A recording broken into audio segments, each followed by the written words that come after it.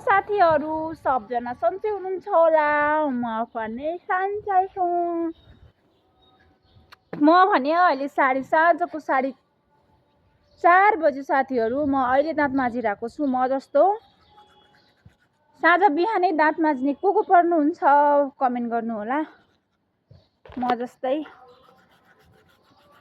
आफ्नो शरीरको भनी सबभन्दा अरूभन्दा पनि मलाई आफ्नो शरीरको धेरै केयर गर्न मन लाग्छ। फेसदेखि लिएर टाउकादेखि लिएर खुट्टासम्मको मलाई केयर भने चाहिन्छ। त्यही भएर म अहिले साँझको 4 बजेतिर पनि दाँत माझिरहेको छु। बिहान पनि माझ्छु अनि अहिले साँझ पनि माझिरहेको छु। अहिले पनि गार्डनतिर आइरहेको छौँ। बुढाबुढी उता बुढा अनि पानी हालिराख्नु भएको छ। म भने यता दाँत माझिरहेको छु।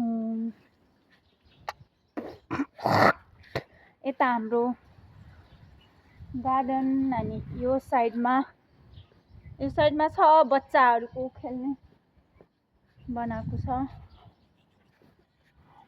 यता छ यो काँडै काँडा भएको, यसको नाम के हो त? दुपीसल्ला हो कि दुपीसल्ला। मेरो श्रीमानलाई पनि देखाउँछु है। मेरो श्रीमान भने यता हुनुहुन्छ। उता मेरो श्रीमान भने पानी हाल्नुहुन्छ अहिले। मलाई त अरूभन्दा पनि ज्यादा टेन्सन कसको हुन्छ भने मेरो श्रीमानको सबभन्दा ज्यादा केयर गर्न मन लाग्छ। त्यही भएर म मेरो बुढाको पछि छोड्दैन। त्यही भएर तपाईहरु पनि आफ्नो बुढालाई माया गर्नु र माया पाउनु धेरै। मेरो श्रीमान भने यता हुनुहुन्छ। यस्तै हो साथीहरू, अरू कुरा चाहिँ तर दाँत भने माझ्न छोड्दैन।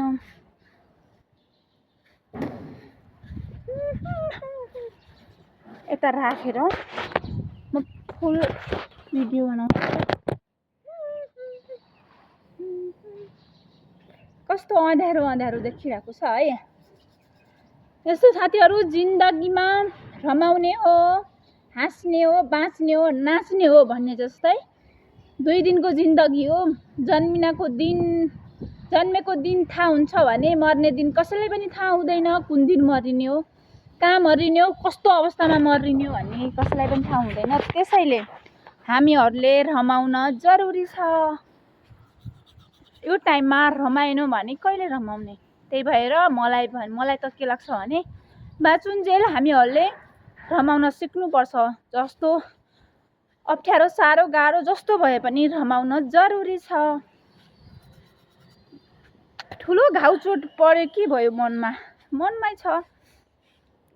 तर मुख हाँस्ने बोल्ने गर्यो भने मनलाई हल्का हुन्छ। त्यसैले म त कहिले पनि राख्दैन मनमा। त्यही भएर हजुरहरू पनि म जस्तै को हुनुहुन्छ म जस्तै हुनु होला है। Okay, by by.